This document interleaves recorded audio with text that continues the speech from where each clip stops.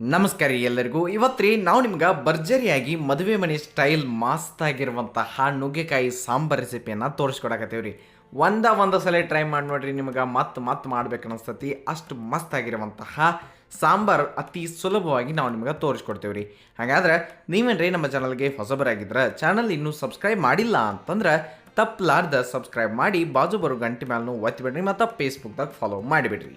ಈಗ ನೆಕ್ಸ್ಟ್ ನಾವು ಏನು ಮಾಡಬೇಕು ಅಂತಂದ್ರೆ, ಒಂದು ಕಡಾಯಿ ಅಥವಾ ಒಂದು ಪಾತ್ರದಾಗ ಎಣ್ಣೆ ಕಾಯಕ್ಕಿಡ್ನು. ಎಣ್ಣೆ ಸ್ವಲ್ಪ ಕಾದಾದ್ಮೇಲೆ ಅದಕ್ಕೆ 1 ಟೀ ಸ್ಪೂನಷ್ಟು ನಾವು ಕಡಲೆಬೇಳೆ, 1 ಟೀ ಸ್ಪೂನಷ್ಟು ಉದ್ದಿನಬೇಳೆ, ಸ್ವಲ್ಪ ಮೆಂತೆ ಕಾಳುಗಳನ್ನ ಹಾಕಿ ಹಂಗೆ ಎಣ್ಣೆ ಒಳಗೆ ನಾವು ಒಂದು ಫ್ರೈ ಮಾಡೋರಿ. ಅದಾದ ನಂತರ ನಾವು ಅದಕ್ಕೆ ಕಾಳು ಮೆಣಸು, ಒಂದು 8ರಿಂದ 10 ಕಾಳು ಮೆಣಸು ಮತ್ತು 1 ಟೇಬಲ್ ಸ್ಪೂನಷ್ಟು ನಾವು ಧನಿಯಾ ಕಾಳು ಅಥವಾ ಕೊತ್ತಂಬರಿ ಕಾಳನ್ನು ಹಾಕೋಣರಿ. ಅದಾದ ನಂತರ ಅದನ್ನು ನೀವು ಸ್ವಲ್ಪ ಹುರ್ಕೋತಾ ಇರಬೇಕು. ಈಗ ಏನು ಮಾಡಬೇಕು, 1 ಟೀ ಸ್ಪೂನಷ್ಟು ಜೀರಿಗೆಯನ್ನು ಹಾಕ್ಬೇಕ್ರಿ. ಜೀರಿಗೆ ಹಾಕಿ ಸ್ವಲ್ಪ ಹಂಗನ ಒಂದು ತಿರುವಾಡಿ ಬಿಡ್ರಿ. ಇನ್ನು ಮುಂದಕ್ಕೆ ಏನು ಮಾಡೋಣ, ಅದ್ರಾಗ ಒಂದು ದಾಲ್ಚಿನಿ ಆದ್ಮೇಲೆ ನಾವು ಇದಕ್ಕೆ ಬ್ಯಾಡಗಿ ಮೆಣಸಿಕಾಯಿ, ಒಣ ಬ್ಯಾಡಗಿ ಮೆಣಸಿಕಾಯಿ ಬರೀ ಕಲರ್ ಸಂಬಂಧ ಅಷ್ಟೇ ರೀ, ಖಾರ ಇರಂಗಿಲ್ಲ. ನೀವು ಬೇಕಂದ್ರೆ ಒಂದು 2-3 ಒಣ ಕೆಂಪು ಮೆಣಸಿಕಾಯಿ ಖಾರ ಇರುವಂಥ ಸೇಸು ನಡಿತೈತಿ. ಒಂದು 12ರಿಂದ 15 ಬ್ಯಾಡಗಿ ಮೆಣಸಿಕಾಯನ್ನು ಹಾಕಿ ಅದ್ರ ಜೊತೆ ಸ್ವಲ್ಪ ಇಂಗು, ಅದಾದ ನಂತರ ಕರಿಬೇವಣ್ಣ ನೀವಿಲ್ಲಿ ಹಾಕಿ ಅದನ್ನು ಚಂದಂಗಿ ಮಿಕ್ಸ್ ಮಾಡ್ಬೇಕದ್ರಾಗ ಮತ್ತು ಹುರಿಬೇಕ್ರಿ. ಗ್ಯಾಸ್ ಆಫ್ ಮಾಡಿಬಿಡ್ರಿ, ಹಂಗೆ ಸ್ವಲ್ಪ ತಿರುವಾಡ್ಕೊತಾ ಇರಿ, ಗ್ಯಾಸ್ ಬಂದ್ ಮಾಡಿಬಿಡ್ರಿ. ಈಗ ನೋಡಿ ಇಷ್ಟ ಆಯ್ತಿರಲ್ಲ. ಇನ್ನು ಆ ಕಡೆ ನಾವು ಏನು ಮಾಡಿದ್ದೀವಿ, 1/4 ಕಪ್ ಅಷ್ಟು ತೊಗರಿಬೇಳೆನ ಮೊದಲ ಕುದಿಸಿ ಇಟ್ಕೊಂಡಿದ್ದೀವಿ. 1/4 ಕಪ್ ತೊಗರಿಬೇಳೆ ಅದಾವ್ರಿ.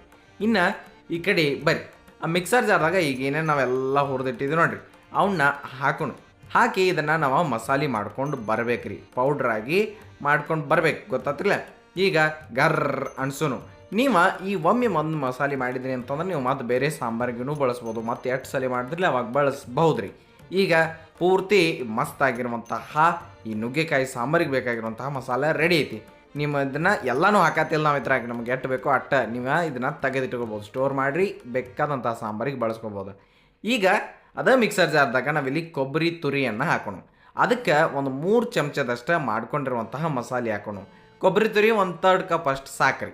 ಅದಕ್ಕೆ ಒಂದಿಟ್ಟು ನೀರನ್ನು ಸೇರಿಸ್ರಿ. ನೀರು ಸೇರಿಸಿ ಆಮೇಲೆ ಗರ್ರ ಅನ್ಸೋದ ಮರ್ಯಾಕೆ ಹೋಗಬೇಡ್ರಿ, ಗೊತ್ತಾತಿಲ್ಲ.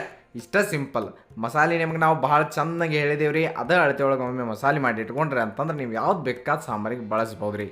ಇನ್ನು ಒಂದು ಪಾತ್ರದಾಗ ಎಣ್ಣೆ ಕಾಯಕ್ಕಿಟ್ಟ, ಎಣ್ಣೆ ಕಾದಾದ ನಂತರ ಅದಕ್ಕೆ ಸಾಂಬಾರು ಉಳ್ಳಾಗಡ್ಡಿ, ಸಣ್ಣ ಸಾಂಬಾರು ಉಳ್ಳಾಗಡ್ಡಿ ಹಾಕೋದು, ಮತ್ತು ನುಗ್ಗೆಕಾಯಿ ನಿಮ್ಮ ಕಡೆ ಎಷ್ಟು ತೊಗೊಂಡಿರ್ತೀರಿ ನೋಡಿರಿ ಅಷ್ಟು ನುಗ್ಗೆಕಾಯಿಯನ್ನು ಕಟ್ ಮಾಡಿ ಹಾಕಿರಿ. ಸಾಂಬಾರು ಉಳ್ಳಾಗಡ್ಡಿಯಿಂದ ಸಾಂಬಾರು ಭಾಳ ಚಲೋ ಆಗ್ತೈತೆ ರೀ. ಅದಕ್ಕೆ ಈ ಹೋಟೆಲ್ ಸ್ಟೈಲ್ ಅದು ಮಾಡ್ತಿರ್ತೀರಿ ಅಥವಾ ಮದುವೆ ಮನೆಗೆ ಅವಾಗ ಸಾಂಬಾರು ಉಳ್ಳಾಗಡ್ಡಿ ಬಳಸಿದ್ರಿ ಅಂತಂದ್ರೆ ಚಲೋ ಆಗ್ತೈತೆ ರೀ. ಇನ್ನು ಮುಂದಕ್ಕೆ ಅದ್ರಾಗ ಒಂದು ಟೊಮ್ಯಾಟೊ ಸಣ್ಣಗೆ ಹೆಚ್ಚಿಟ್ಕೊಂಡಂಥದ್ದು ಇಲ್ಲಿ ಹಾಕಿ ನುಗ್ಗೆಕಾಯಿ, ಈರುಳ್ಳಿ ಮತ್ತು ಟೊಮ್ಯಾಟೊ ಸ್ವಲ್ಪ ಸಾಫ್ಟ್ ಆಗುತ್ತಾನೆ ನಾವು ಇದನ್ನು ಬೇಯಿಸೋಣ. ಮುಂದಕ್ಕೆ ಏನು ಮಾಡೋರಿ, ಈಗ ಅದಕ್ಕೆ ಸ್ವಲ್ಪ ನೋಡ್ಕೊಂಡು ಎಷ್ಟು ಬೇಕೋ ಉಪ್ಪನ್ನು ಹಾಕಿ ಮತ್ತೊಮ್ಮೆ ಅದನ್ನು ಮಿಕ್ಸ್ ಮಾಡೋಣ. ಹಿಂಗೆ ನೀವು ಈ ಕಡೆ ಏನು ಮಾಡ್ಬೇಕ್ರಿ, ಈಗ ಇದನ್ನು ಕುದಿಸ್ಬೇಕ್ರಿ. ಅದಕ್ಕೆ ಇಷ್ಟೆಲ್ಲ ನೋಡ್ಬೋದು ನೀವೀಗ ಟೊಮ್ಯಾಟೊ ಸಾಫ್ಟ್ ಆಗಿದಾವೆ. ಮುಂದಕ್ಕೆ ಅದ್ರಾಗ ಸ್ವಲ್ಪ ನೀರನ್ನು ಈಗ ಹಾಕಿರಿ. ನೀರು ಹಾಕಿ ಕುದಿಯಾಕ ಬಿಟ್ಟು ಬಿಡ್ರಿ, ಗೊತ್ತಾತಿರಲ್ಲ. ಏನು ಮಾಡಿರಿ ಅಂತಂದ್ರೆ ಒಂದು ಯಾವುದೇ ಪ್ಲೇಟ್ ಅಥವಾ ಒಂದು ಲಿಡ್ಡನ್ನು ತೊಗೊಂಡು ಮ್ಯಾಲೆ ಮುಚ್ಚ್ರಿ. ಒಂದು 2-3 ನಿಮಿಷ ಅವನ್ನ ಚಂದಂಗಿ ಕುದಿಯಾಕ ಬಿಟ್ಬಿಡ್ರಿ. ನುಗ್ಗೆಕಾಯಿನೂ ಚಂದಂಗೆ ಕುದಿತಾವು ಮತ್ತು ಈರುಳ್ಳಿನೂ ಪೂರ್ತಿ ಸಾಫ್ಟಾಗಿ ಬಿಡ್ತಾವು. ಹಿಂಗೆ ನೀವು ಮಾಡಬೇಕಾಕತಿ. ಆಮೇಲೆ ಅದನ್ನು ವಾಪಸ್ ತೆಗೆದು ನೋಡ್ರಿ, ಬರಬರಿ ಆಗಿರ್ತೈತಿ. ಈಗ ಅದಕ್ಕೆ ಬೇಳೆಯನ್ನು ಅಂದರೆ ಕುದಿಸಿದಂತಹ ಬೇಳೆಯನ್ನು ನೀವು ಸೇರಿಸ್ಬೇಕ್ರಿ. ಬೇಳೆ ಸೇರಿಸಿದಾದ್ಮೇಲೆ ಆಗಲೇ ನಾವು ಮಾಡ್ಕೊಂಡಿದ್ದೇವಲ್ಲ ಕೊಬ್ಬರಿ ಮತ್ತು ನಾವು ಮಾಡಿದ ಮಸಾಲ ಪೌಡ್ರನ್ನ ಹಾಕಿ ಮಿಶ್ರಣ ಅದನ್ನು ತೊಗೊಂಡು ಬಂದು ಹಾಕಿ ಈಗ ಈ ಒಂದು ನುಗ್ಗೆಕಾಯಿ ಬೇಳೆ ಮಸಾಲೆ ಎಲ್ಲ ಕೂಡ್ಕೊಳ್ಳುವಂಗೆ ಸಮಾಧಾನ್ಲೆ ಒಮ್ಮೆ ನೀವು ಅದಕ್ಕೆ ಮಿಕ್ಸ್ ಕೊಡಬೇಕ್ರಿ. ಇಷ್ಟ ಆದ್ಮೇಲೆ ಮಿಕ್ಸರ್ ಜಾರ್ದಾಗ ನೀರು ಹಾಕಿ ಅದನ್ನು ಮತ್ತೆ ಇಲ್ಲಿ ತೊಗೊಂಡು ಬಂದು ಹಾಕಿ ಮತ್ತೊಂದು ಸ್ವಲ್ಪ ನಿಮ್ಗೆ ಎಷ್ಟು ಬೇಕೋ, ಎಷ್ಟು ತಿಳಿ ನಿಮಗೆ ಬೇಕಾಗತ್ತೋ ಅದರ ಅನುಸಾರವಾಗಿ ನೀವು ನೀರನ್ನು ಸೇರಿಸ್ಬೇಕ್ರಿ. ಇಷ್ಟು ನೀವು ಮಾಡಿ ನೋಡ್ರಿ, ಏನು ಭಾರಿ ಆಕೈತಿ ಗೊತ್ತೇನ್ರಿ ಇದು ಒಂದು ಸಾಂಬಾರು.